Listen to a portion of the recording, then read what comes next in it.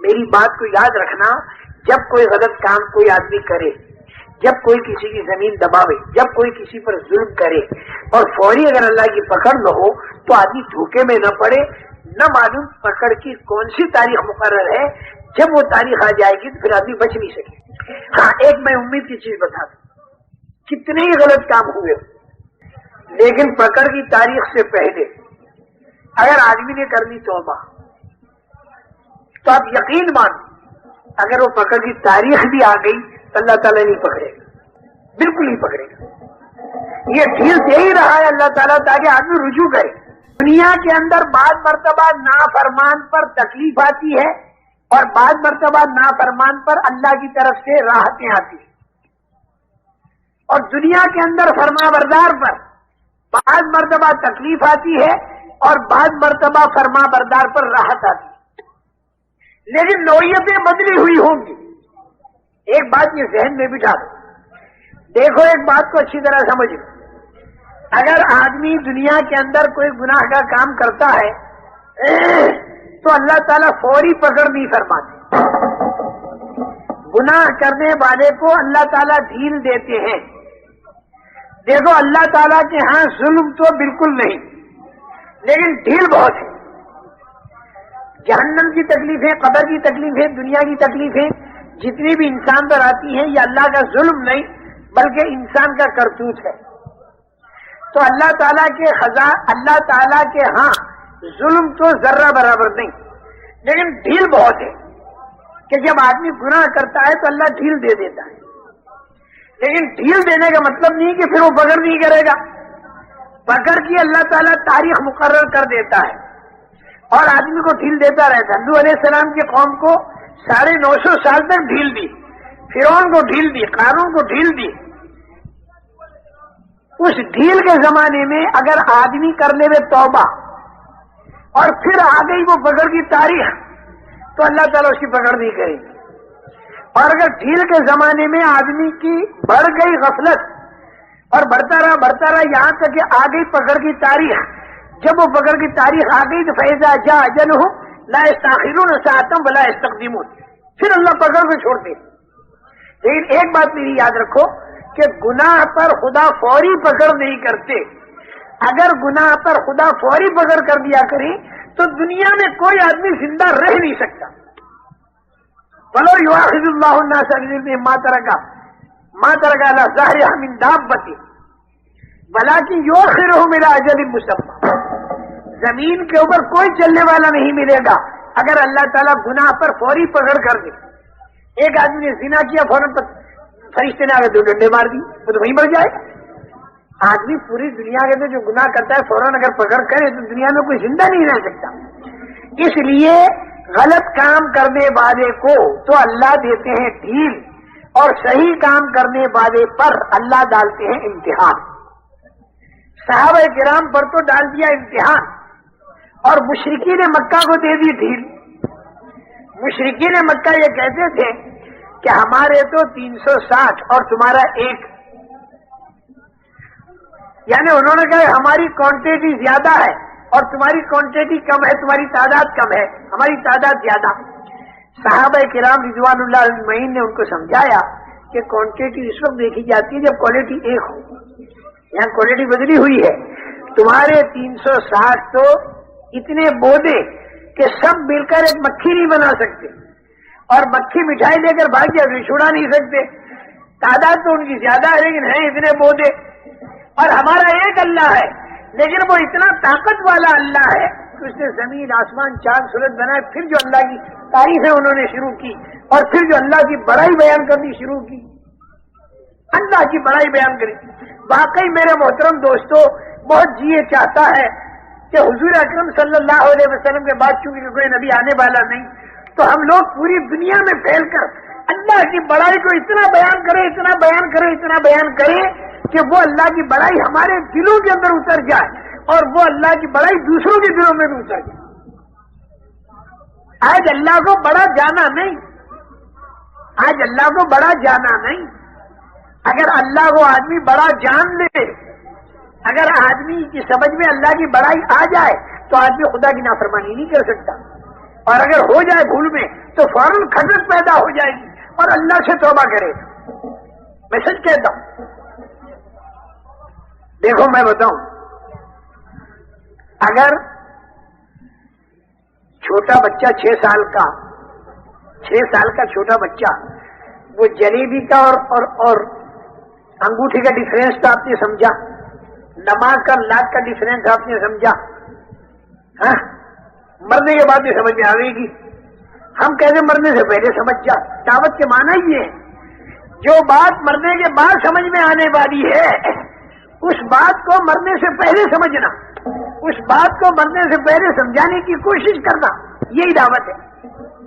اب میں ایک دوسری مثال دیتا ہوں. 6 سال کا بچہ آپ کے محلے میں شور مچا رہا، آپ نے اس سے کہا دیکھ چلا جا نہیں تو پولیس کمشنر کو بلاؤں گا، وہ پستول لائے گا. بچہ پھر بھی شور مچا رہا، ٹیلی فون کر کے بلا دیا، پولیس کمشنر آ گیا پستول لے کر. تو یہ بچہ اس پولیس کمشنر کی گود میں بیٹھ کر پستول سے کھیلے گا. کیوں؟ جانتا نہیں. لیکن اسی بچے سے اگر تم یہ کہہ دو میں تیری ماں کو بلاتا ہوں، وہیں سہم جائے گا، چاہے میری ماں کو مت بلا، میں جا رہا ہوں.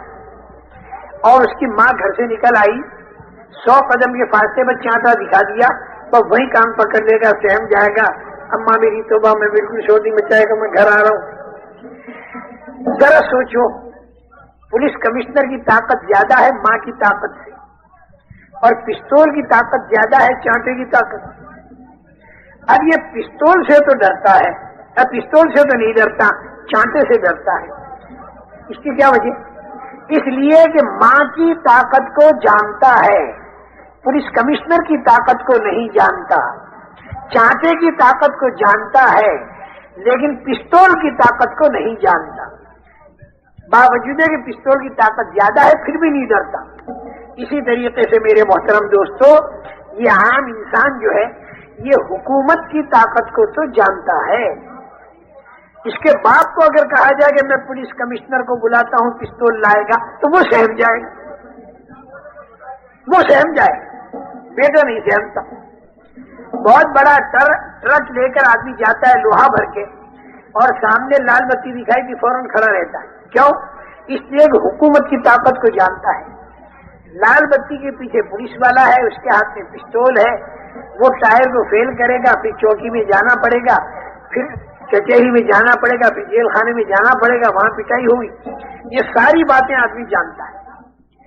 اس لیے حکومت کے قانون کے خلاف آدمی کرتے ہوئے ڈرتا ہے. حالانکہ ساری دنیا کی حکومتوں سے میں جتنی طاقت ہے اس سے زیادہ طاقت احکم الحاکمین میں ہے. لیکن احکم الحاکمین کی زیادہ طاقت ہونے کے باوجود یہ آدمی اس سے نہیں ڈرتا. حکومت کے قانون کے خلاف نہیں کر پاتا، لیکن احکم الحاکمین کے قانون کے خلاف کرتا ہے، اس لیے کہ اللہ کی بڑائی دل میں نہیں ہوتی. جیسے وہ بچہ پستول کو نہیں جانتا، ایسے اس کا بابا اللہ کو نہیں جانتا. وہ بابا پستول کو جانتا ہے، اس لیے پستول سے ڈرتا ہے، لیکن اللہ کو نہیں جانتا. اس بنا پر انبیاء کرام علیہم السلام اپنی دعوت کے اندر اللہ کی عظمت اور بڑائی کو بیان فرماتے تھے. اور بھئی یہ ہمیں نہیں کرنا ہے کیونکہ نبی کوئی آنے والا نہیں.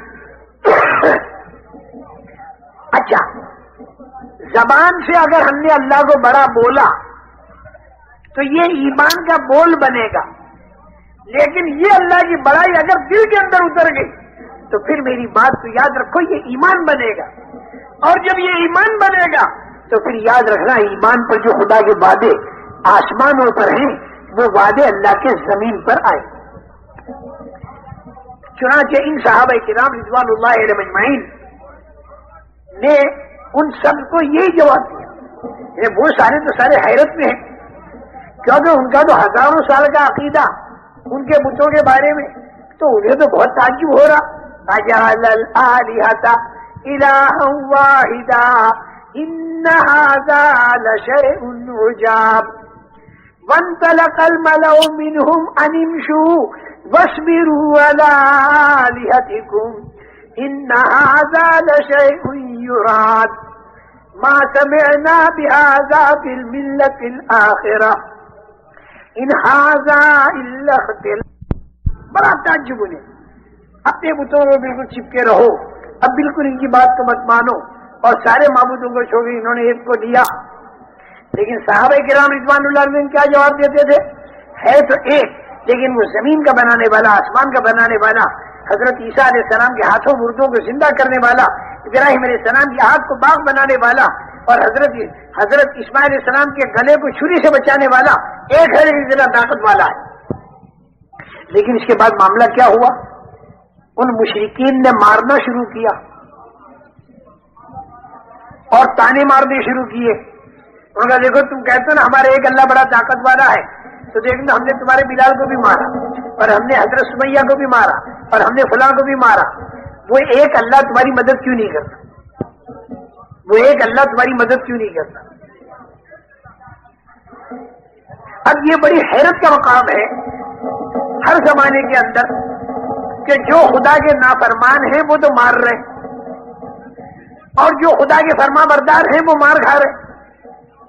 اچھا, ساتھ میں ایک بات میں اور بھی بتا دوں, مارنے والے جس بہادر قوم کے تھے, ارے مار کھانے والے بھی اسی بہادر قوم کے تھے, اور بہادر کو جو بہادر مارے تو لا محالہ وہ اس کا بدلہ لینے پر آ جاتا ہے. تو صحابہ کرام رضوان اللہ علیہم کے دل میں بار بار یہ اٹھتی تھی کہ بدلہ لینے, جب یہ ہم کو مارتے تو ہم بھی انہیں مارے. لیکن اللہ کی طرف سے ان کو اجازت نہیں تھی بدلہ لینے کی. أَلَمْ تَرَ إِلَى الَّذِينَ قِيلَ لَهُمْ كُفُّوا أَيْدِيَكُمْ وَأَقِيمُوا الصَّلَاةَ وَآتُوا الزَّكَاةَ. تم اپنا کام کرتے رہو اور ہاتھ کو روک دو.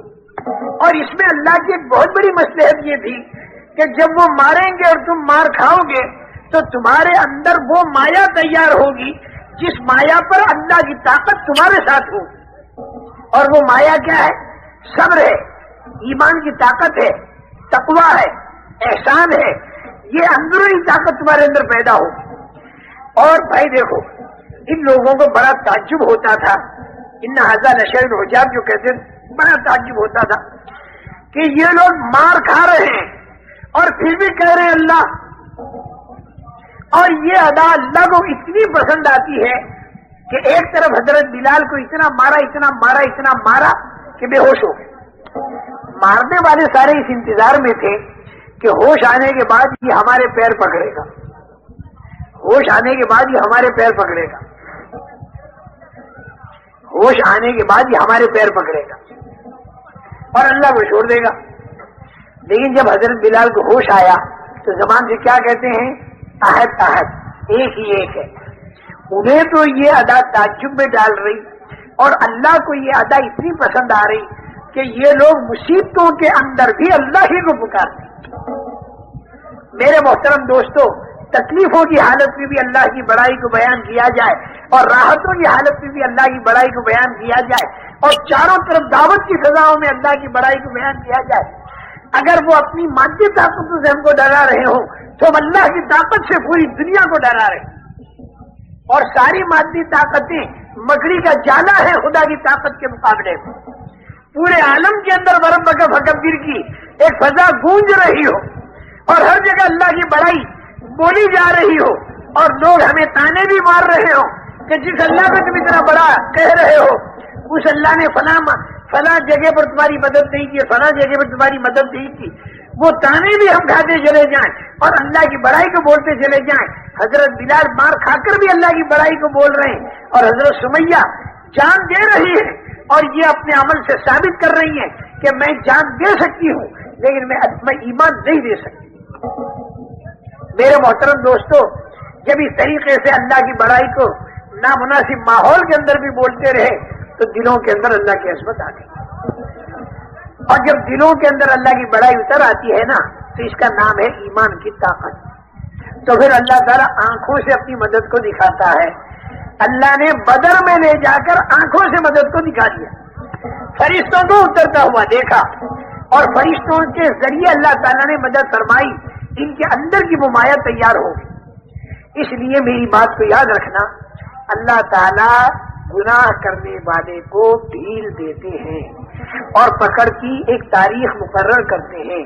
میری بات کو یاد رکھنا، جب کوئی غلط کام کوئی آدمی کرے، جب کوئی کسی کی زمین دباوے، جب کوئی کسی پر ظلم کرے اور فوری اگر اللہ کی پکڑ نہ ہو تو آدمی دھوکے میں نہ پڑے، نہ معلوم پکڑ کی کون سی تاریخ مقرر ہے، جب وہ تاریخ آ جائے گی تو پھر آدمی بچ نہیں سکے گا۔ ہاں، ایک میں امید کی چیز بتا دوں، کتنے ہی غلط کام ہوئے لیکن پکڑ کی تاریخ سے پہلے اگر آدمی نے کرنی توبہ تو آپ یقین مانو اگر وہ پکڑ کی تاریخ بھی آ گئی تو اللہ تعالیٰ نہیں پکڑے گا، بالکل نہیں پکڑے گا۔ یہ ڈھیل دے ہی رہا ہے اللہ تعالیٰ تاکہ آدمی رجوع کرے، تاکہ آدمی توبہ کرے۔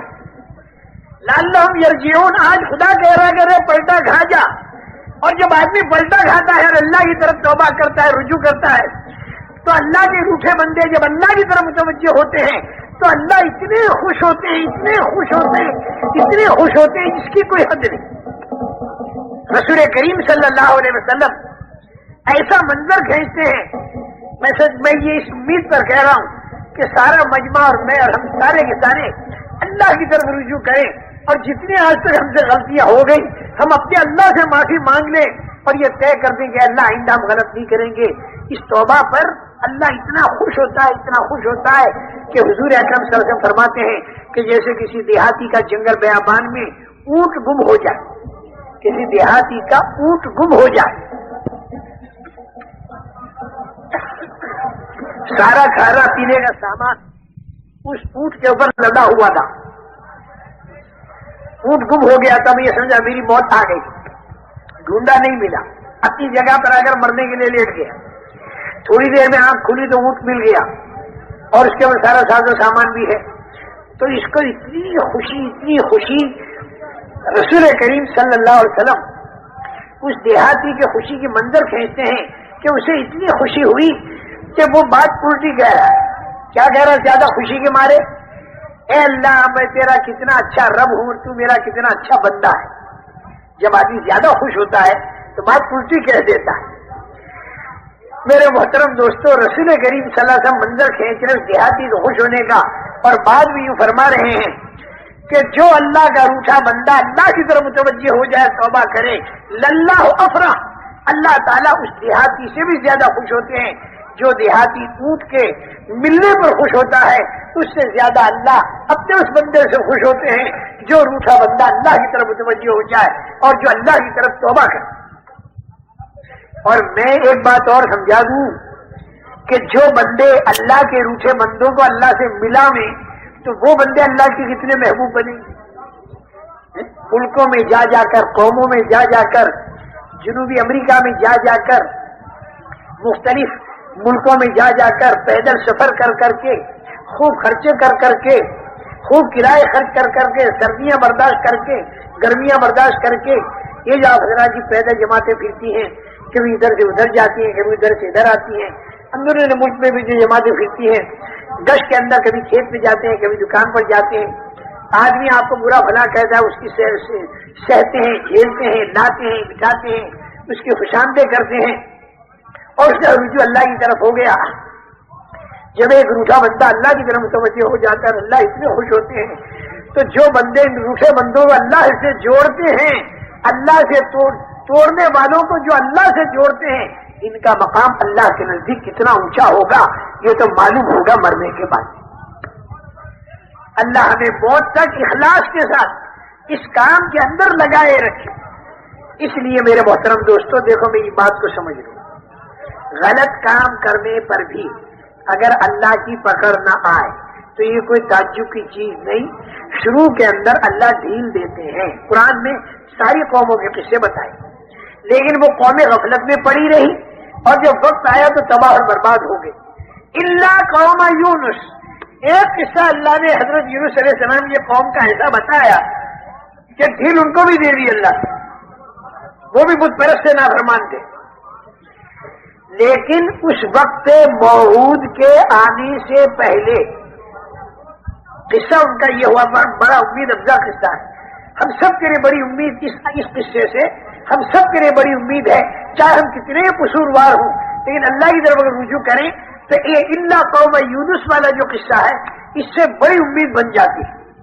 دوسری قوموں کے قصے تو یہ بتاتے ہیں کہ ڈھیل میں غفلت بڑھی، اللہ کی پکڑ آئی، اللہ کا عذاب آیا۔ فَإِذَا جَاءَ أَجَلُهُمْ لَا يَسْتَأْخِرُونَ سَاعَةً وَلَا يَسْتَقْدِمُونَ۔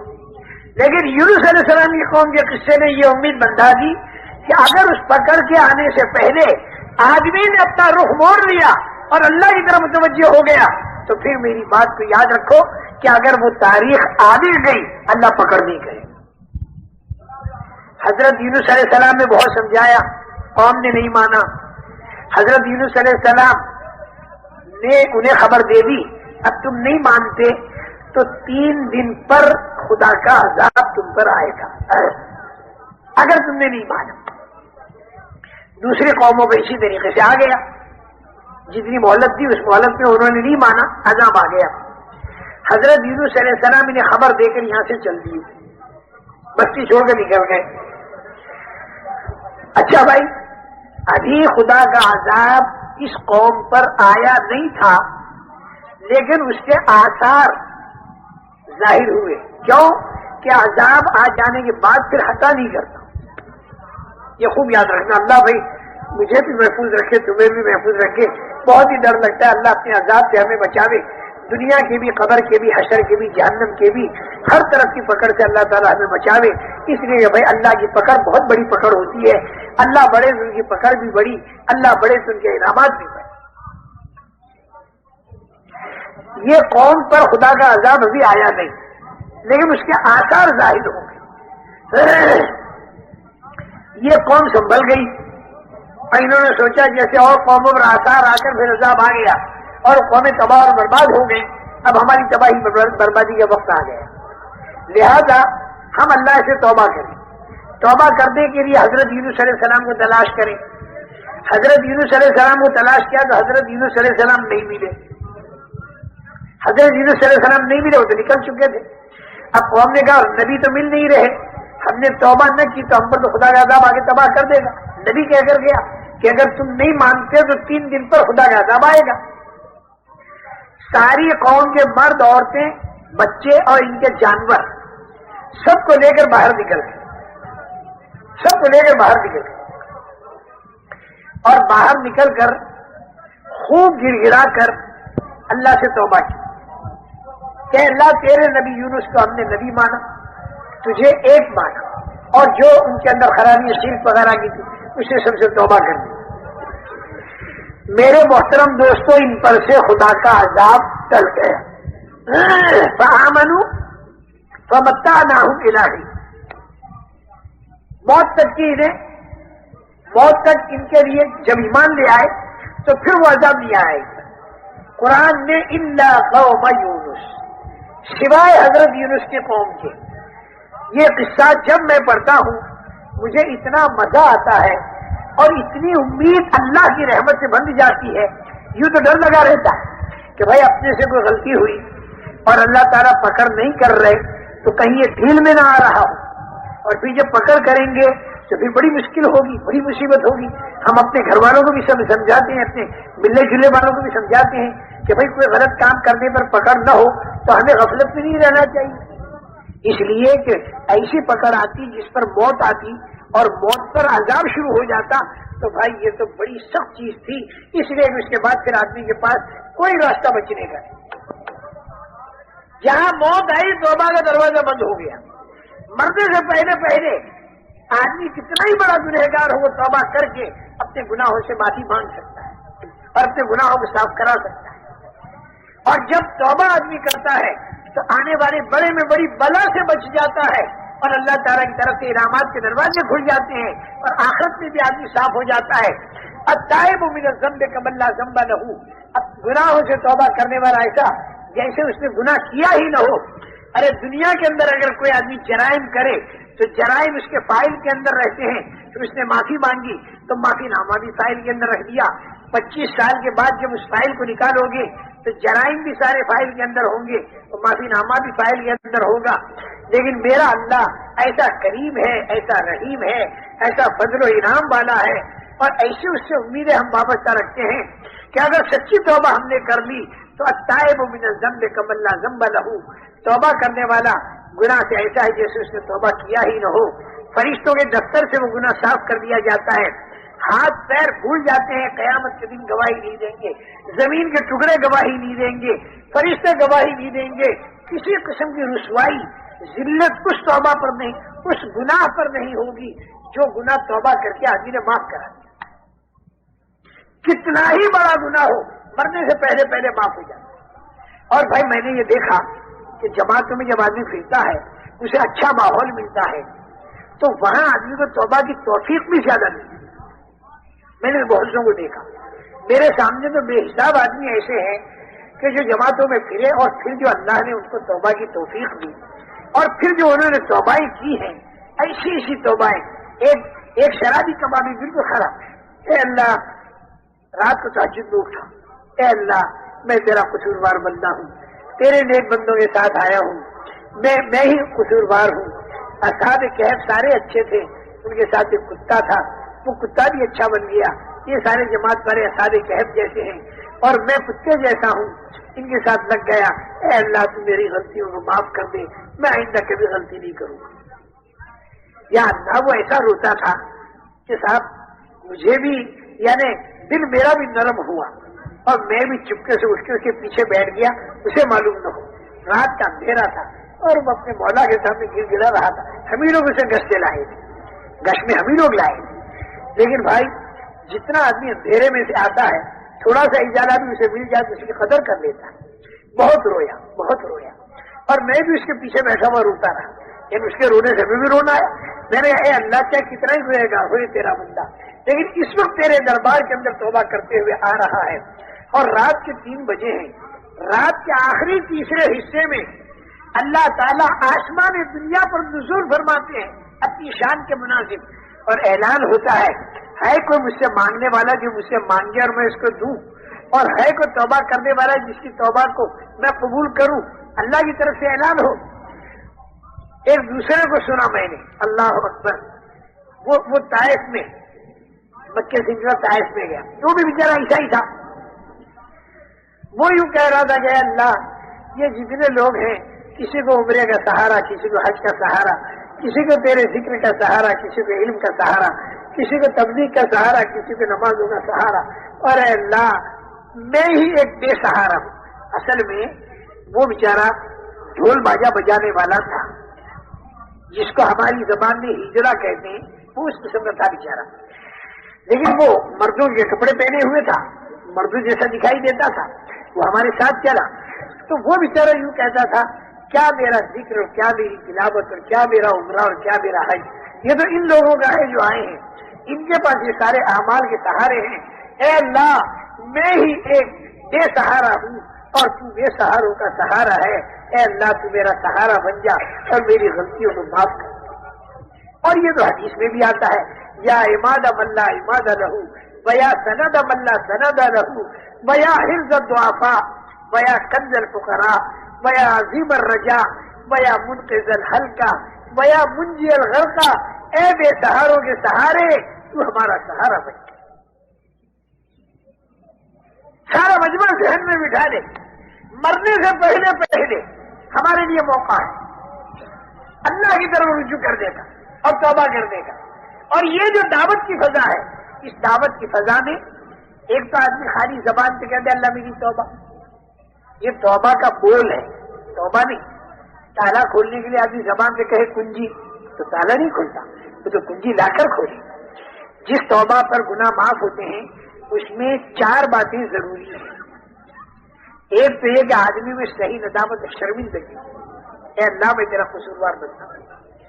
دوسرے یہ کہ جس وقت توبہ کر رہا ہے اس وقت وہ گناہ میں ملوث نہ ہو، اور تیسرے یہ کہ آئندہ کے بارے میں طے کرے کہ میں غلط نہیں کروں گا، اور چوتھے یہ کہ پہلے جتنا گناہ ہو چکا اس کی تلافی جتنی شریعت میں مطلوب ہے وہ تلافی کرے۔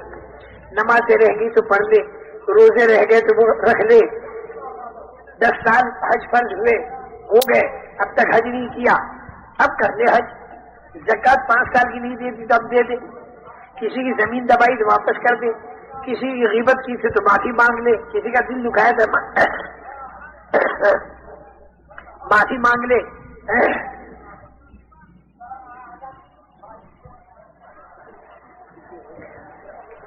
حقوق العباد جتنے وہ سارے ادا کر دے. اگر اس ترتیب سے توبہ ہو گئی تو پھر یاد رکھنا جیسے ماں کے پیٹ سے ابھی نکلا، بالکل پاک تھا، اور وہ آگے جا کے پھر گناہ کرنے لگے، پھر توبہ کر مرنے سے پہلے توبہ کے دروازے کھلے ہوئے. اچھا، میں یہ بات کہہ رہا تھا کہیں بیچ میں رہ نہ جائے. میں یہ کہہ رہا تھا کہ بعض مرتبہ آدمی بھلا ہوتا ہے اور اس پر تکلیفیں آتی ہیں، اور بعض مرتبہ آدمی برا ہوتا ہے اور اس پر راحتیں آتی ہیں. تو وہ مضمون میرا بیچ میں رہ گیا. کئی باتیں ضروری میں نے عرض کر دی. اور دیکھو، دنیا کے اندر اللہ امتحان دو طریقے سے دیتا ہے. نافرمانی کے باوجود اگر دنیا کا ساز و سامان ملے تو یہ برکت نہیں، خوب یاد رکھیں، بلکہ یہ مہلت ہے. یعنی یہ خدا کا قہر ہے بصورت مہر، یعنی بتاشے میں زہر. خوب دکان چل رہی باوجود نافرمانیوں کے، تو یہ تو بہت گھبرانے کی چیز ہے. ایک آدمی کہنے گا میری دکان میں بڑی برکت ہے، میں نے کہا نافرمانی تو نہیں. بولے نافرمانی کے بغیر تو دکان چل نہیں سکتی. تو میں نے کہا نافرمانی کے ساتھ برکت ہو نہیں سکتی. اس نے کہا میرے تو ہو رہی. میں نے کہا کیا ہو رہی؟ اس نے کہا آمدنی بہت ہو رہی. میں نے کہا دیکھ، آمدنی کا بہت ہونا برکت نہیں. قارون کی بھی آمدنی بہت تھی. نافرمانی کے ساتھ جو آمدنی بہت ہو تو اس کی مثال ایسی ہے جیسے ایک آدمی جس کو فائلیریا کی بیماری ہو گئی. فائلیریا کی بیماری میں بدن میں ورم آ جاتا ہے، بدن سوج جاتا ہے، بدن سوج کے موٹا ہو گیا. اب یہ فائلیریا کی بیماری والا یوں کہے کہ دیکھو میں بھی پہلوان ہو گیا. بھائی کیسے؟ وہ کہتے دیکھو پہلوان کا بدن بھی موٹا اور میرا بدن بھی موٹا. دیکھو وہ فرما بردار حضرت سلیمان علیہ السلام، داؤد علیہ السلام صاحب، ان کے پاس بھی مال دولت بہت تھی، اور جب قارون فرعون کے پاس بھی مال دولت بہت تھی. بھائی قارون فرعون کے پاس تو نافرمانی کے ساتھ تھی، اور سلیمان علیہ السلام اور داؤد علیہ السلام کو فرما برداری کے ساتھ تھی. اور فرما بردار کو اگر اللہ تعالیٰ ساز و سامان دے تو وہ ایسا ہے جیسے پہلوان، اور نافرمان کو اگر اللہ ساز و سامان دے تو وہ ایسا ہے جیسے فائلیریا کی بیماری والا. فائلیریا کی بیماری والے کا بدن بھی موٹا، تو اس کا آپ سمجھاؤ گے کہ تیرا بدن ہے برمیلا اور پہلوان کا بدن ہے گٹھیلا. فرما بردار کے ساتھ ملنے والی نعمتیں جیسے پہلوان کا گٹھیلا بدن، اور نافرمانی کے ساتھ ملنے والا ساز و سامان نعمت کہتے ہوئے میں ذرا ڈر رہا ہوں، اگرچہ انعام کا حدیث میں بھی آتا ہے. تو نافرمان کو ملنے والا ساز و سامان یہ ایسا ہے جیسے برمیلا بدن. یہ دو مثالیں یاد رکھنا، دیکھنا زندگی بھر کام آئی. نافرمانی کے ساتھ اگر ساز و سامان ملے تو جیسے فائلیریا کی بیماری سے بدن کا موٹا ہونا، اور فرما برداری کے ساتھ اگر نعمتوں کی بارش برسے اللہ کی تو سمجھو یہ پہلوان ہے. اور مثال وہاں سلیمان علیہ السلام، داؤد علیہ السلام، اور وہاں قارون اور فرعون. اچھا، اس کے بالمقابل فرما بردار پر بعض مرتبہ تکلیف آتی ہے، بعض مرتبہ نافرمان پر بھی تکلیف آتی ہے.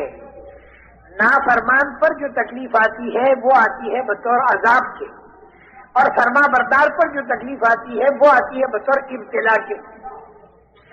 قرآن پاک میں فرما برداروں پر جو تکلیفیں آئیں ہر جگہ آپ دیکھو کہ وہاں پر لفظ ابتلا یا اسی کے قریب کا لفظ ملے گا.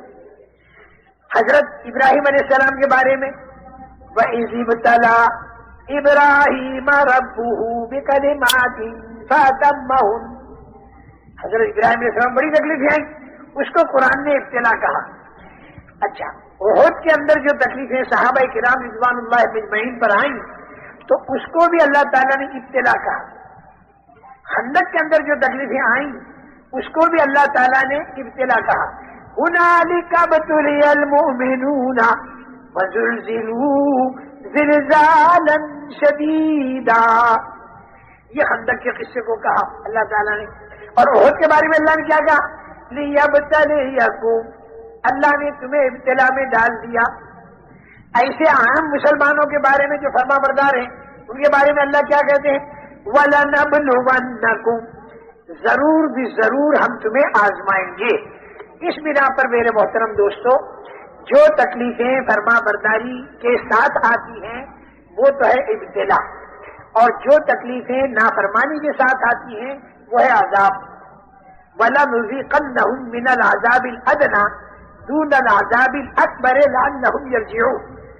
مصلحت اللہ کی یہ ہوتی ہے، نافرمانی پر اللہ تعالیٰ اگر کوئی تکلیف ڈال دے تو اس میں مصلحت اللہ کی یہ ہوتی ہے کہ بڑا عذاب جو مرنے کے بعد آنے والا ہے اس کے پہلے پہلے اس چھوٹی سی سزا پر آدمی اللہ کی طرف رجوع کر لے. کیونکہ اللہ آج تجھے کہتا ہے پلٹا کھا جا، اگر آج تو پلٹا نہ کھایا تو مرنے کے بعد تو اللہ سے کہے گا پلٹا کھلا دے، تو اللہ پلٹا نہیں کھلائے گا. حَتَّى إِذَا جَاءَ أَحَدَهُمُ الْمَوْتُ قَالَ رَبِّ ارْجِعُونِ. جب موت آتی ہے تو یہ آدمی کہتا ہے کہ اے میرے پروردگار تو میرے کو واپس کر دے. تو مرنے کے بعد اے میرے بندے تو کہے گا میرے کو واپس کر دے، تو اللہ کہے گا کل اب میں نہیں کرتا. اور اس دنیا کے اندر تھوڑی تھوڑی سی تکلیفیں ڈال ڈال کر اللہ تعالیٰ یہ کہتا ہے کہ واپس ہو جا، مغضوب علیہم والا راستہ چھوڑ دے اور انعمت علیہم والے راستے پر آ جا، ضالین والا راستہ چھوڑ دے، ضلالت والا راستہ چھوڑ دے اور تو ہدایت والے راستے پر اور صراط مستقیم کے اوپر تو آ جا، الحمدللہ رب العالمین والے راستے پر تو آ جا. اس لیے میرے محترم دوستو، اللہ تعالیٰ کی طرف سے نافرمانی پر جو تکلیفیں آتی ہیں وہ بطور عذاب کے ہوتی ہیں تاکہ آدمی پلٹا کھا جائے. اور اگر فرما برداری پر بھی کوئی تکلیف آئی تو وہ تکلیف بطور ابتلا کے ہوتی ہے، اور فرما برداری کے ساتھ والی تکلیف کا انجام خدا کی رحمت ہے. اور نافرمانی کے تکلیف پر اگر توبہ نہ کی تو پھر اس کا انجام جو ہے تکلیفوں کا بڑھتا جانا ہے. اور دونوں تکلیفوں میں زمین آسمان کا فرق ہے. دیکھیں میں اس کے حصے کی مثال دوں. طوطے کو پنجرے میں نہیں، یہ دونوں تکلیفوں کے اندر زمین آسمان کا فرق ہے.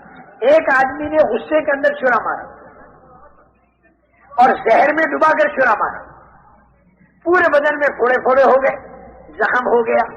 اب یہ آدمی ڈاکٹر کے پاس گئے تو ڈاکٹر صاحب نے کہا کہ بھائی دیکھو زہر پورے بدن میں چڑھ چکا ہے، اس کے علاج پر 2000 روپیہ خرچ ہوگا، 15 انجیکشن لگاؤں گا، 40 دن تک کڑوی دوا پینی پڑے گی، پرہیز کا بد مزہ کھانا یا بے مزہ کھانا کھانا پڑے گا. اور یہ جتنے پھوڑے ہو گئے ہیں یہ پھوڑے زہریلے ہیں، تو ان سارے زہریلے پھوڑوں کا آپریشن ہوگا اور تم 2 مہینے کے اندر ٹھیک ہو جاؤ. اب دیکھیے ڈاکٹر جو ہے یہ اس کے اوپر آپریشن بھی کر رہا ہے، کڑوی دوا بھی پلا رہا ہے، انجیکشن بھی مار رہا ہے. جس آدمی نے غصے میں چھرا مارا اور یہ ڈاکٹر بھی چھرا مار رہا ہے. اب یہ اگر ڈاکٹر سے یوں کہے کہ ڈاکٹر صاحب ہم تو آئے تھے آپ کے پاس تاکہ ہم کو راحت ملے اور آپ بھی ہمارے کو اتنی لمبی سوئی داخل کر رہے اور آپ بھی ہم کو چھرا مار رہے، اس نے بھی چھرا مارا آپ بھی چھرا مار رہے. نہیں میرے بھائی، غصے والا چھرا تو مار ڈالنے کے لیے تھا اور آپریشن والا چھرا تندرستی کے لیے ہے. نافرمانی کے ساتھ جو تکلیف آتی ہے وہ تکلیف تو وہ ہے جو آدمی کو پریشان کرنے والی، اور فرما برداری کے ساتھ جو تکلیف آتی ہے وہ ایسی ہے جیسے ڈاکٹر کا آپریشن آئندہ جا کے ٹھیک ہوگا. اسی لیے وَلَنَبْلُوَنَّكُمْ والی جو آیتیں ہیں اس کے آخر میں اللہ تعالیٰ نے کیا فرمایا؟ وَلَنَبْلُوَنَّكُمْ بِشَيْءٍ مِّنَ الْخَوْفِ وَالْجُوعِ وَنَقْصٍ مِّنَ الْأَمْوَالِ وَالْأَنفُسِ وَالثَّمَرَاتِ. اللہ تعالیٰ فرماتے ہیں کہ ہم ضرور بھی ضرور تمہیں آزمائیں گے اور ٹھوک بجا کر دیکھیں گے. اس میں کبھی خوف، کبھی بھوک، کبھی مال کی کمی، پھلوں کی کمی،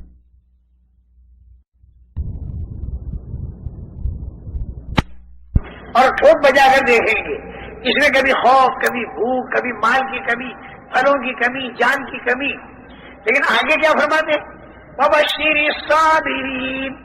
الذین اذا اصابتهم مصیبہ قالوا انا للہ وَإِنَّا إِلَيْهِ رَاجِعُونَ۔ صبر کرنے والوں کو اور جھیلنے والوں کو خوشخبری سنا دو کہ جب ان کے اوپر کوئی تکلیف آتی ہے تو وہ یہ کہتے ہیں کہ اِنَّا لِلَّهِ وَإِنَّا إِلَيْهِ رَاجِعُونَ، ہم اللہ کے ہیں اور اللہ کی طرف جانے والے۔ اگر ہمارا مال لوٹا تو وہ بھی اللہ کی طرف چلا گیا، دکان پر آگ لگائی تو وہ بھی اللہ کی طرف چلی گئی، رشتہ داروں کو مار دیا تو وہ بھی اللہ کی طرف چلا گیا، اور مجھے بھی اللہ کی طرف جانا ہے اور اللہ ہی مجھے اس کا بدلہ دے گا۔ پہلے جہاز سے جدے کی طرف بیوی اور بچے روانہ ہو گئے، دوسرے جہاز سے ماں اور باپ روانہ ہو گئے، تیسرے جہاز سے ساز و سامان گیا، چوتھے جہاز سے چچا اور ماموں گئے، اور پانچویں جہاز سے کرنسی گئی، اور ساتویں جہاز سے مجھے جانا۔ تو ہر آدمی یوں کہے گا جو فلاں فلاں تو پہنچ گئے، فلاں فلاں تو پہنچ گئے، تو بھائی جو کچھ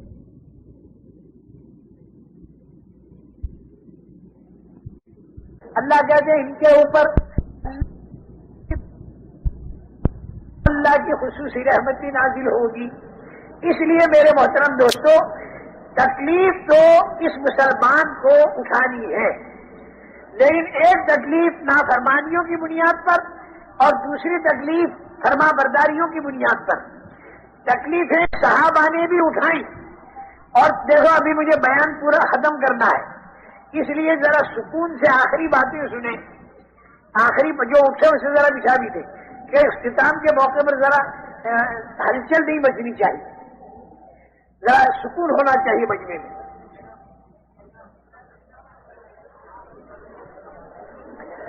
دیکھو تکلیفیں صحابہ نے بھی اٹھائیں، اور تکلیفیں آج بھی امت اٹھا رہی ہے، لیکن آج امت کی پریشانیاں بڑھ رہی ہیں اور بے دینی پھیل رہی ہے، اور صحابہ کی تکلیفوں کے اٹھانے پر اللہ کی رحمتیں نازل ہوئیں اور ایمان دنیا میں پھیلا، اور اتنا پھیلا کہ اس وقت میں تو رشتہ دار تک ماننے کو تیار نہیں تھے۔ رسول کریم صلی اللہ علیہ وسلم کے رشتہ دار تک ماننے کو تیار نہیں تھے، 13 سال تک لڑائیاں کرتے رہے، اور مدینہ منورہ جب آپ تشریف لے گئے تو بدر، احد اور خندق 5 سال تک وہاں پر بھی لڑائیاں کرتے رہے۔ وہ طریقہ جو پورے عالم کے اندر پہنچانا ہے، اس طریقے کو رشتہ دار ماننے کو تیار نہیں تھے، لیکن ان تکلیفوں کا نتیجہ یہ نکلا کہ آج لاکھوں کی مقدار میں تو اس مجمع میں بیٹھے، اور کروڑوں کی مقدار میں پورے عالم میں پھیلے ہوئے عتبہ اور شیبہ جو رشتہ داریوں کے اندر بھی تھے، دور سے کئی رشتہ داریاں بھی تھیں، وہ تو مقابلہ کر رہے ہیں، اور شکر ہے اللہ کا، خوش نصیبی ہے اللہ جل جلالہ و منوالہ کی طرف سے ہماری سعادت مندی اور خوش نصیبی ہے کہ باوجود کہ ہم حضور اکرم صلی اللہ علیہ وسلم سے ہزاروں میل دور ہیں اور 1400 سال دور ہیں، لیکن جب ہماری آنکھ کھلتی ہے تو ہماری زبانوں پر اشہد ان لا الہ الا اللہ و اشہد ان محمد رسول اللہ، یہ نتیجہ ہے ان تکلیفوں کا۔ آج جو تکلیف امت اٹھا رہی، اس کے نتیجے میں تو دنیا میں دہریت کو قوت پہنچ رہی اور امت کی بلائیں اور زیادہ بڑھ رہی۔ صحابہ نے جو تکلیفیں اٹھائیں، اس پر پورے عالم میں ایمان پھیلا، پورے عالم میں ایمان پھیلا، اور اس کے ساتھ ساتھ میں خدا کی رحمت برسی۔ بس آخری میری بات سمجھ لو، دونوں تکلیفوں میں فرق کیا ہے۔ آج کی تکلیف تو اللہ کے احکامات توڑنے کی بنیاد پر آ رہی، پورے عالم کے اندر امت کے اندر سے دینداری نکل گئی، جس کے بارے میں حضور اکرم صلی اللہ علیہ وسلم یہ فرماتے ہیں، اذا تبایعتم بالعینہ واخذتم اذناب البقر ورضیتم بالزرع وترکتم الجہاد سلط اللہ علیکم ذلا لا ينزعه حتى ترجعوا الى دینکم۔ جب تمہاری تجارتیں غلط ہو جائیں، اور جب تم بیلوں کی دموں کو پکڑنے لگو، اور جب تم کھیتیوں پر راضی ہو جاؤ، اور جب تم اللہ کے دین کی جد و جہد کو چھوڑ بیٹھو، تو حضور اکرم صلی اللہ علیہ وسلم فرماتے ہیں کہ تمہارے اوپر اللہ تعالیٰ ذلت کو مسلط کرے گا، اور وہ ذلت اس وقت تک نہیں ہٹے گی جب تک کہ تم اپنے دین پر نہ آ جاؤ۔ یعنی دین کی محنت پر نہ آ جائے. دینکم کا لفظ حدیث میں ہے, اور اے الی جہادکم کا جو لفظ ہے وہ اس کی تشریح لکھنے والے نے کہا ہے. میرے محترم دوستو, صحابہ کرام رضوان اللہ علیہم اجمعین نے دعوت کا کام کیا, اس کے لیے طرح طرح کی تکلیفیں اٹھائیں, تکلیفیں اٹھا کر اللہ سے دعا مانگی. اللہ تعالیٰ نے وہ دن دکھایا کہ 10,000 کے مجمع کو لے کر رسول کریم صلی اللہ علیہ وسلم مکہ مکرمہ کی طرف روانہ ہوئے, کیونکہ صلح حدیبیہ کا جو معاہدہ تھا وہ مکے کے مشرکین نے توڑ دیا. صلح حدیبیہ والا معاہدہ مشرکین مکہ نے توڑ دیا. مکہ مکرمہ میں جب دعوت دی جاتی تھی تو وہاں پر بھی اعتراضات, یہاں پر مجبور ہو کر انہوں نے صلح کی, تو یہ صلح کو توڑ دیا. تو رسول کریم صلی اللہ علیہ وسلم مکہ مکرمہ کی طرف 10,000 کا مجمع لے کر گئے. تو مکے کے جتنے بے ایمان اور کافر اور مشرک تھے وہ سارے کے سارے خوب ڈرے, اور انہوں نے یہ سوچا کہ 13 سال مکے کے, 8 سال مدینے کے, 21 سال کی بڑھاس یہ سارے مسلمان آج نکالیں گے اور ہمارے کو خوب قتل کریں گے اور بوٹیاں ہماری نوچی جائیں گی. یہ ان کو ڈر تھا. ابو سفیان جاسوسی کے لیے نکلے, مشرکین کی طرف سے 2 آدمی اور بھی لیے. حضرت عباس رضی اللہ تعالیٰ عنہ نے ابو سفیان کو پکڑ لیا, ایک خیمے میں لیا, ذہن بنایا حضرت عباس نے, اور اسلام پر آمادہ کر کے حضور اکرم صلی اللہ علیہ وسلم کی خدمت میں لائے. حضور اکرم صلی اللہ علیہ وسلم نے پوچھا کہ اے ابو سفیان, اب تک تیری سمجھ میں یہ بات نہیں آئی کہ سوائے خدا کے کوئی معبود نہیں؟ تو ابو سفیان نے یوں کہا کہ اگر سوائے خدا کے کوئی ہمارا معبود ہوتا تو وہ بدر میں ہماری مدد کرتا اور ان مارکوں میں ہماری مدد کرتا. تو اب تو ہمیں حالات نے اس بات کو بتا دیا کہ سوائے خدا کے ہمارا کوئی معبود نہیں. اتنی بات تو ہماری سمجھ میں آ گئی. پھر ارشاد فرمایا کہ ابھی تک یہ تمہاری سمجھ میں نہیں آیا کہ میں اللہ کا سچا رسول ہوں. تو ابو سفیان نے یوں کہا کہ آپ یہ بات جو ہے یہ دل کو نہیں اتر رہی, یہ بات ہمارے دل کو نہیں اتر رہی, کیونکہ شروع سے یہ لوگ حضور اکرم صلی اللہ علیہ وسلم پر مختلف لائن کی باتیں کرتے آئے, مختلف لائن کی باتیں. تمہارے جو داداؤں کے دادا لؤئی ہیں انہیں زندہ کر کے دکھاؤ. یہ جو تم کہتے نا مرنے کے بعد زندہ ہوں گے, تو مرنے کے بعد کیسے زندہ ہوگا؟ وہ لؤئی کو زندہ کر کے دکھا دو اور وہ زندہ ہو کر اور گواہی دے دے تمہاری نبوت.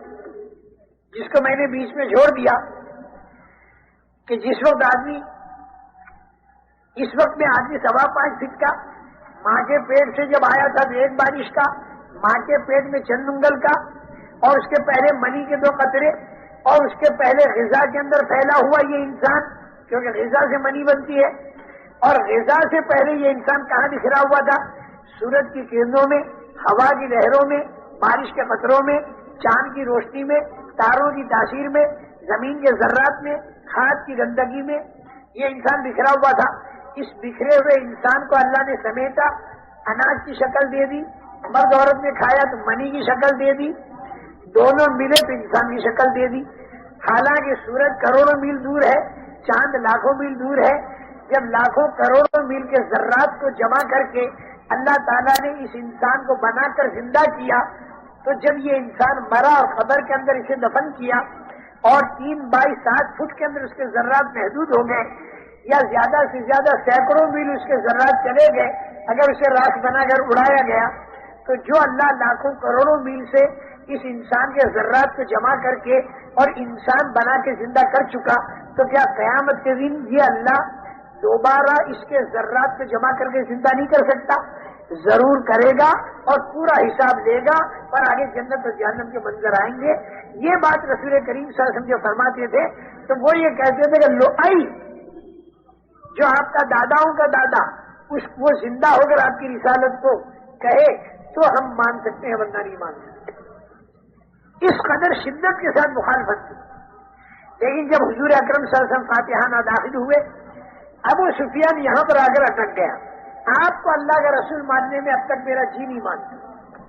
حضرت عباس ابو سفیان کو پھر لے گئے اور تنہائی میں اسے سمجھایا کہ جب تک حضرت محمد صلی اللہ علیہ وسلم کو تو اللہ کا رسول نہیں مانے گا اس وقت تک تو مسلمان نہیں بن سکتا اور تیری نجات ہو نہیں سکتی۔ چنانچہ اس نے اسے بھی مان لیا۔ حضرت عباس رضی اللہ تعالیٰ عنہ نے حضور اکرم صلی اللہ علیہ وسلم کے کان میں یوں کہا، اللہ کے نبی یہ چودھری ہے اور چودھری جو ہے وہ اکرام چاہا کرتی ہے، آپ ذرا ان کا تھوڑا سا اکرام کر دیجیے۔ حضور اکرم صلی اللہ علیہ وسلم نے ابو سفیان سے یوں کہا کہ ابو سفیان جو آدمی تیرے گھر میں داخل ہو جائے اسے امن ہے۔ ابو سفیان بھی چودھری آدمی، ابو سفیان نے یوں کہا، اب تو حضرت ابو سفیان رضی اللہ تعالیٰ عنہ بن گئے۔ انہوں نے یوں کہا کہ حضرت آپ تو بڑے آدمی ہیں اور امن اتنا چھوٹا، صرف میرا گھر تو بہت چھوٹا، آپ تھوڑے آدمیوں کا امن دے رہے۔ تو حضور پاک صلی اللہ علیہ وسلم نے فرمایا کہ جو آدمی مسجد حرام میں داخل ہو اسے بھی امن ہے۔ تو حضرت ابو سفیان نے یوں کہا کہ حضرت اب بھی کم لوگوں کا آپ امن دے رہے، آپ کی شان تو بہت بڑی ہے۔ تو حضور پاک صلی اللہ علیہ وسلم نے فرمایا کہ من اغلق بابہ فہو آمن، جو آدمی اپنے گھر کے اندر اپنے گھر کا دروازہ اندر سے بند کر دے اسے بھی امن ہے۔ تو ابو سفیان کا واہ واہ واہ واہ، یہ آپ کی شان کے مناسب امن ہے، اب بہت سو کو امن مل گیا۔ پھر یہ ابو سفیان اندر داخل ہوئے مکے میں اور نوجوانوں کو جمع کیا اور جمع کر کے یوں کہا کہ دیکھو رات کے اندھیرے میں جن کو نکالا تھا نا وہ دن کے اجالے میں 10,000 کے ساتھ آ رہے، لیکن اتنے با اخلاق ہیں کہ ان سے کوئی امن مانگتا ہے تو امن دے دیتے ہیں، تو تم سارے نوجوان جا کے امن دے دو۔ ابو سفیان کی بیوی ہندا یہ بہت ہی سخت مسلمانوں کے خلاف تھی، بعد میں مسلمان بن گئی تھی لیکن اس دن تو سخت خلاف تھی۔ ہندا نے ان نوجوانوں سے یوں کہا کہ اس ابو سفیان کی بات کو مت مانو بلکہ اسی کو قتل کرو۔ 21 سال تک جن سے ہماری لڑائیاں رہی ہوں اب ہم جا کے ان سے امن مانگیں؟ بالکل نہیں امن مانگتے۔ تو ابو سفیان نے کہا دیکھو اس عورت کی بات میں آئیو مت، یہ عورت تم سب کو مروا دے گی۔ یہی وہ ہندا تھی کہ جس نے احد کے اندر حضرت حمزہ رضی اللہ تعالیٰ عنہ کے پیٹ کو چیرا اور آپ کی ناک مبارک کو کاٹا، کان کو کاٹا، گلے کا ہار بنایا، پیٹ چیر کر اندر سے کلیجہ نکال کر چبایا۔ اور حضور اکرم صلی اللہ علیہ وسلم نے جب احد کے سارے شہداء کا معائنہ فرمایا اور جب دیکھا کہ مدینہ منورہ میں سے گھر گھر کے اندر سے عورتوں کے رونے کی آواز آ رہی ہے، کسی کا بھائی شہید تو کسی کا بیٹا شہید، آپ معائنہ فرماتے ہوئے حضرت حمزہ کی لاش کے پاس پہنچے اور جب ناک اور کان کٹی ہوئی اور پیٹ کٹا ہوا اور اندر سے کلیجہ نکلا ہوا تو حضور اکرم صلی اللہ علیہ وسلم کا دل بھر آیا، سینہ بھر آیا اور آپ کی زبان سے ایک جملہ نکلا، وَحَمْزَةُ لَا بَوَاكِيَ لَهُ، یہ جتنے شہداء یہاں پر پڑے ہوئے ہیں ان کی رونے والیاں مدینہ منورہ کے اندر موجود ہیں اور ساری کی ساری رو رہی ہیں، میرا چچا حمزہ اس پردیش کے اندر اس حالت کے اندر پڑا ہوا ہے کہ اس کی کوئی رونے والی بھی۔ مدینہ منورہ کی عورتوں تک جب یہ بات پہنچی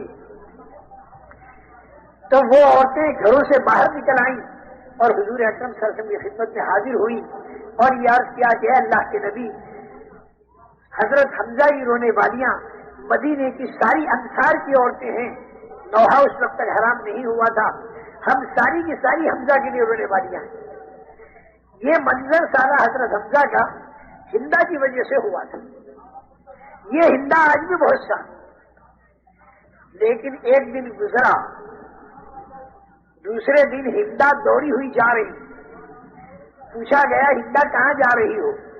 یہ ہندا جو ہے نا یہ عتبہ کی بیٹی اور یہ ہندا جو ہے ابو سفیان کی اور یہ حضرت امیر معاویہ کی والدہ، ابو سفیان کی بیوی، یزید کی دادی اور ربیعہ کی پوتی، یہ سارا سلسلہ نسب ہے، بہت سخت۔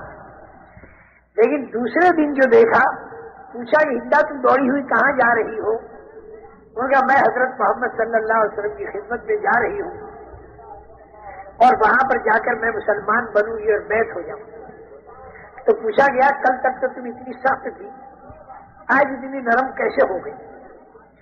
تو ہندا نے یوں کہا کہ میں نے ان لوگوں کے اخلاق اور ان کی عبادت نے مجھے متاثر کی، دعوت نے اتنے اونچے اخلاق تک پہنچایا تھا کہ جس مکہ مکرمہ میں اتنے مظالم ہوئے، اسی مکہ مکرمہ میں جب فاتحانہ داخل ہوتے ہیں تو اندر کا جذبہ یہ تھا، اندر کا جذبہ بدلہ لینے کا نہیں تھا، بلکہ اندر کا جذبہ یہ تھا کہ کسی صورت سے ان کو ہدایت مل جائے اور یہ جہنم سے ہٹ جائیں اور جنت والے راستے پر چلیں۔ حضرت خالد کے کانوں پر پڑی ہے تو اس کے بعد میں حضرت خالد کا بھی دل پسیجا اور مدینہ منورہ پہنچے ہیں، جا کے مسلمان بنے ہیں اور سارے مدینے والوں نے ان کا استقبال کیا ہے۔ حالانکہ گھر گھر کے اندر کوہرام مچا ہوا تھا اور گھر گھر کے اندر رونا مچا ہوا تھا۔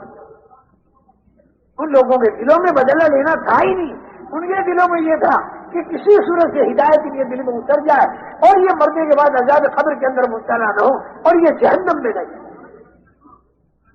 اللہ نے یوں کہا کہ میرا ذہن تو یہ تھا کہ خوب گانے ہوں گے کیونکہ مکہ فتح ہوا ہے، باجے بجائے جائیں گے، ڈھول بجائے جائیں گے اور مردوں کو قتل کیا جائے گا اور مکہ مکرمہ کی گلیوں کے اندر خون کے اندر لاشیں تڑپ رہی ہوں گی اور بچے کی عورتوں کی عصمت دریاں ہو رہی ہوں گی۔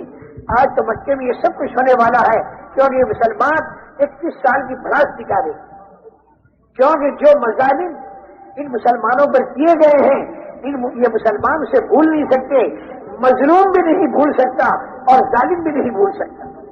حضرت صدیق اکبر رضی اللہ تعالیٰ عنہ کا درجہ سپریم کورٹ کے جج کا تھا، حرم میں بیٹھ کر وہ فیصلے چکایا کرتے تھے، لیکن جب وہ مسلمان بنے اور دعوت دینے کے لیے کھڑے ہوئے تو حضرت صدیق اکبر کو جوتے چہرے کے اوپر مارے اور سر کے اوپر مارے۔ سپریم کورٹ کے جج کو چہرے کے اوپر جب جوتے مارے جا رہے ہوں اس مقام پر کہ جس مقام پر بیٹھ کر وہ انصاف دیا کرتا، یہ وہ مکہ مکرمہ تھا کہ جہاں پر حضور اکرم صلی اللہ علیہ وسلم کے چہرے اندر پر تھوکا کرتے تھے اور آپ کی پیٹھ مبارک پر مٹی ڈالا کرتے تھے۔ یہی وہ مکہ مکرمہ تھا کہ جہاں پر دو بیٹیوں میں ایک ساتھ میں طلاق پڑی، یہی وہ مکہ مکرمہ کہ جس کے اندر سے حضرت زینب رضی اللہ تعالیٰ عنہا جو حضور کی بڑی صاحبزادی حالت حمل میں جب مدینے کی طرف نکلی ہے تو آپ کو برچھا مارا گیا اور اونٹنی کے اوپر سے حضرت زینب گر پڑی، برچھے کی وجہ سے خون چالو ہو گیا اور حمل کے ساقط ہونے کا خون چالو ہو گیا اور راستے میں تڑپ رہی ہیں۔ حضور اکرم صلی اللہ علیہ وسلم مدینہ منورہ پہنچ چکے ہیں اور حضرت رقیہ جو ہے یہ حبشے میں ہے، ہجرت کر کے گئی ہوئی ہے اور حضرت فاطمہ اور حضرت ام کلثوم مدینے کی طرف جا رہی ہے اور حضرت زینب بچے کے قریب تڑپ رہی ہیں، وہاں پر کوئی ہاسپٹل بھی نہیں ہے، کچھ بھی نہیں، اور مکہ مکرمہ انہیں واپس لایا گیا اور اسی زخم کی حالت میں مدینہ منورہ چند دنوں کے بعد میں وہ پہنچی اور اسی زخم کی حالت میں تھوڑی مدت کے بعد میں ان کا انتقال ہوا اور حضور اکرم صلی اللہ علیہ وسلم قبر میں تشریف لے گئے دفن کرنے کے لیے۔ آپ کے چہرے کے اوپر غم تھا، جب دفن کر کے باہر تشریف لائے آپ کے چہرے پر خوشی تھی۔ لوگوں نے پوچھا، ارشاد فرمایا مجھے یہ ڈر تھا کہ کہیں میری بیٹی زینب کے اوپر قبر کے اندر عذاب نہ ہو جائے۔ میں نے اپنے اللہ سے دعا مانگی، مجھے یہ معلوم ہوا، خبر ملی اللہ کی طرف سے کہ آپ کی بیٹی پر عذاب نہیں ہوگا۔ عذاب کے ڈر سے تو میرے چہرے پر غم تھا اور جب مجھے معلوم ہوا کہ عذاب نہیں ہوگا تو میرے چہرے پر خوشی آئی۔ کتنی فکر کی چیز ہے مرنے کے بعد والی زندگی۔ تو ہندا یہ کہہ رہی تھی کہ یہ سارے مناظر ہمارے سامنے تھے، اس بنا پر آج ہماری بوٹیاں نوچی جائیں، لیکن آدھی رات تک میں انتظار کرتی رہی، لیکن جب میں نے دروازہ کھولا اور جب میں باہر نکلی تو پورے مکے میں اندھیرا تھا۔ میں حیرت میں پڑ گئی، یا اللہ یہ کیسی فتح ان مسلمانوں کی، کوئی خوشی ان کے دلوں میں نہیں اس مکے کے فتح ہونے کی۔ چاروں طرف دیکھا 10,000 آدمی گئے، کہاں گئے؟ چاروں طرف تلاش کیا، نہیں ملے۔ تو پھر میں حرم شریف کے اندر مسجد حرام کے اندر میں گئی تو میں نے دیکھا کہ یہ سارا کا سارا 10,000 کا مجمع حرم شریف کے اندر اللہ کی عبادت میں لگا ہوا ہے اور اللہ کے سامنے دعائیں مانگنے کے اندر لگا ہوا ہے اور نمازوں کے اندر لگا ہوا ہے اور یہ ہماری قریش کی ہدایت کے لیے دعا مانگ رہا ہے۔ ارے ہم تو ان کو موت کے گھاٹ اتارنے کے پیچھے پڑے ہوئے تھے اور یہ ہم کو جنت کی طرف پہنچانے کے پیچھے پڑے۔ میرا دل پسیج گیا۔ آج کی رات میں جتنی عبادت اس مسجد حرام میں ہوئی اتنی عبادت میں نے کبھی نہیں دیکھی، خدا کی عبادت ہوتی۔ اب میں حضور اکرم صلی اللہ علیہ وسلم کی خدمت میں جا رہی ہوں. وہاں پر بیٹھ کر بیعت ہوئی اور بیعت ہونے کے بعد ہندا نے یوں کہا حضور اکرم صلی اللہ علیہ وسلم سے کہ کل یہی وقت تھا مکے کے باہر آپ کا 10,000 کا مجمع وہاں پر بیٹھا ہوا تھا, سب کے خیمے لگے ہوئے تھے اور سب کے بیچ میں آپ کا خیمہ تھا اور سارے خیموں میں سب سے زیادہ مبغوض اور دشمن خیمہ مجھے آپ کا دکھائی دے رہا تھا. اور آج میں دیکھ رہی ہوں اس مکہ مکرمہ کے اندر کہ آپ کا خیمہ بیچ کے اندر ہے اور سارے خیموں میں آپ کا خیمہ میرے دل میں محبوب خیمہ ہے. میری نگاہ بدل گئی اور میرا دل بدل گیا. میرے محترم دوستو, اس دعوت میں اتنے اونچے اخلاق تک پہنچائے. دعوت والی زمین ہو, ایمانیات کی جڑ ہو اور اس کے ساتھ میں عبادات کا تنا ہو اور اس کے ساتھ میں دین کا درخت ہو اور اخلاق کا پھل ہو اور اخلاق کا رس ہو تو پورے عالم کے اندر اللہ کا دین پھیل سکتا ہے. لیکن ابتدا دعوت سے ہوگی اور انتہا اخلاق و اخلاص پر ہوگی. یہ ابتدا ہمیں اس انتہا تک پہنچا دے. حضور اکرم صلی اللہ علیہ وسلم 10,000 کے مجمع کو لے کر داخل ہوئے تو پہلے آپ بیت اللہ شریف کے اندر گئے. سارا مجمع باہر تھا اور کفار بھی باہر تھے. بہت دیر تک آپ نے خدا کی عبادت کی اور راز و نیاز کی جو باتیں کرنی تھی وہ کر لی. پھر آپ باہر تشریف لائے. سارے مشرکین سہمے ہوئے تھے, ایک اشارے پر ہمارے گلے کٹیں گے. آپ نے پوچھا بتاؤ میرے بارے میں تمہارا کیا خیال ہے. مشرکین نے کہا آپ کریم ہیں اور کریم سے کرم کی امید ہے, کریم سے کرم کی امید ہے. تو حضور اکرم صلی اللہ علیہ وسلم نے جواب دیا کہ کریم ابن کریم ابن کریم ابن کریم, یوسف ابن یعقوب ابن اسحاق ابن ابراہیم, انہوں نے اپنے بھائیوں سے جو بات کہی تھی کہ لا تثریب علیکم اليوم, میری طرف سے تمہیں کوئی لعنت ملامت نہیں. ارے تم نے جو کچھ بھی میرے ساتھ کیا ہو میری طرف سے تمہیں کوئی لعنت ملامت نہیں. انتم الطلقاء, میں نے تم کو آزاد کر دیا. کسی کو 2 مہینہ, کسی کو 3 مہینہ, کسی کو 4 مہینے کیا امن دے دیا گیا. اس کے بعد میں پھر آپ تشریف لائے. حضرت عباس سے کہا ابو لہب کے 2 بیٹے کہاں گئے, میرے چچا جات بھائی کہاں گئے. حضرت عباس نے کہا وہ بھاگ گئے ہوں گے. فرمایا نہیں انہیں لے آؤ. حضرت عباس ڈھونڈ کے لائے. ایک عتبہ ایک معتب, کیونکہ عتیبہ تو کسی سفر میں گیا تھا, وہیں پر اس کو کسی جانور نے کھا لیا تھا. یہ عتبہ اور معتب 2 رہ گئے تھے. حضور اکرم صلی اللہ علیہ وسلم نے ان کو دعوت دی تو ان لوگوں میں دل پسند گئے, اس لیے کہ ماں نے کیا کیا تھا حمالۃ الحطب اور باپ نے کیا کیا تھا اور کتنا ستایا تھا. اور آج حضور اکرم صلی اللہ علیہ وسلم ہمیں جنت میں چلنے کی دعوت دے رہے ہیں. دونوں کے دونوں مسلمان بن گئے. ابو لہب کی بیٹی حضرت برہ رضی اللہ تعالیٰ عنہ مسلمان بنی اور یہ بھی دونوں مسلمان بنے, معتب بھی مسلمان بنے. پھر حضور اکرم صلی اللہ علیہ وسلم ان دونوں بھائیوں کو لے کر بیت اللہ شریف تشریف لے گئے اور وہاں پر جا کر بہت دعا مانگی. اور اس کے بعد میں باہر تشریف یعنی آپ تشریف لائے. حضرت عباس نے آپ کا چہرے انور دیکھا, پوچھا کہ حضرت آپ کا چہرہ بہت خوش ہے, کیا بات ہے. یوں فرمایا کہ میں نے اپنے چچا کے 2 بیٹے اللہ سے مانگے تھے, اللہ نے مجھے 2 بیٹے دے دیے. اس کی خوشی میں میرا چہرہ اس کی خوشی کے اندر چمک رہا ہے. میں یہ سارے واقعات سنا کر یہ نتیجہ نکالتا ہوں کہ میرے محترم دوستوں, جب حضور اکرم صلی اللہ علیہ وسلم صحابہ نے دعوت کے لیے اتنی تکلیفیں اٹھا کر یہ جو اخلاق برتے, اس اخلاق نے اتنے کٹر دشمنوں تک کے دلوں کو پلٹا کھلا دیا. آج ہمیں بھی دعوت سے شروع کرنا ہے اور اخلاق تک پہنچنا ہے اور پورے عالم کے اندر پھرنا ہے. جو تکلیفیں ہیں اسے برداشت کرنا ہے, جو راحتیں ملے اس کو اللہ کی نعمت سمجھنا ہے اور پورے عالم کے اندر پھرنا ہے. یہ صرف 4 مہینے والی بات نہیں اور یہ 6 مہینے اور 8 مہینے والی بات نہیں اور یہ 1.5 سال والی بات نہیں, بلکہ ہم اس دنیا کے اندر آئے ہیں اللہ کے دین کی دعوت کا کام کرنے کے لیے. ہم کھانے اور کمانے کے لیے نہیں آئے. کھانا اور کمانا ہماری ضرورت کی چیز ہے, اس کو مختصر کر کے ہمیں بقدر ضرورت لگنا ہے اور اللہ کے دین کی دعوت اور اللہ کے دین کی محنت میں ہمیں اپنی پوری جان اور پورا مال لگا دینا ہے. جس کے ہاتھوں جتنے انسانوں کو ہدایت ملتی چلی جائے گی ان سب کو جتنی بڑی جنت ملے گی. جو سبب بنے گا اللہ تعالیٰ اس کو اتنی بڑی جنت دے گا. اللہ کے دین کا کام کرتے کرتے اگر جان دے دی تو جتنے آدمی دین پر آئے ہوں گے وہ جتنا دین کا کام کریں گے قبر کے اندر اس کا ثواب ملتا رہے گا.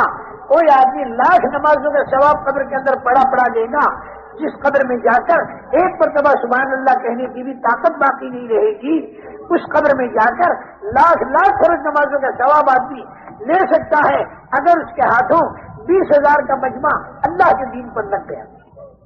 اس بنا پر آپ حضرات سے گزارش ہے کہ آج کی تاریخ میں آپ سارے کے سارے یہ طے کرو کہ تکلیفیں تو یوں بھی اٹھا رہے ہیں لیکن احکامات الہیہ کو توڑ کر اٹھا رہے ہیں، تو جس پر دنیا میں بے دینی پھیل رہی ہے اور مصیبتیں بڑھتی چلی جا رہی ہیں، کہیں زلزلے اور کہیں سیلاب اور کہیں طوفان.